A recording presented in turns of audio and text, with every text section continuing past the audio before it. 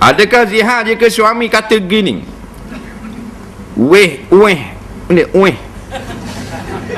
lah, tahi lalak ada situ, tapi mak kita alik lain, buka kat situ, ada meh dekat-dekat. Tolonglah ustaz, kita zihar ke gitu?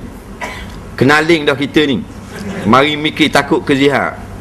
Lepas kata gitu, mari terlintas di fikiran, takutnya tolonglah ustaz, tak sedap duduk dah saya ni. Kalau zihar tak ada ke kata K yang kata bukan zihar. Apakah hukum cukur bulu betih bagi perempuan yang punya suami kerana bulu betihnya lebat sangat?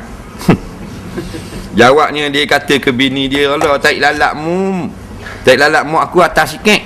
Jawabnya, tak jadi zihar. Faham? Rasa susah kerana nak kabar tepat tarik lalak, atas, bawah, depan, belakang. Faham? Kemudian bini dia pula cukur bulu keting. Pasal tak nampak kulit bulu. Boleh ke tak? Jawabnya boleh. Yang dilarang pada laki-laki cukur bulu betih. Makruh saja-saja cukur, niat nak menyerupai perempuan jadi haram.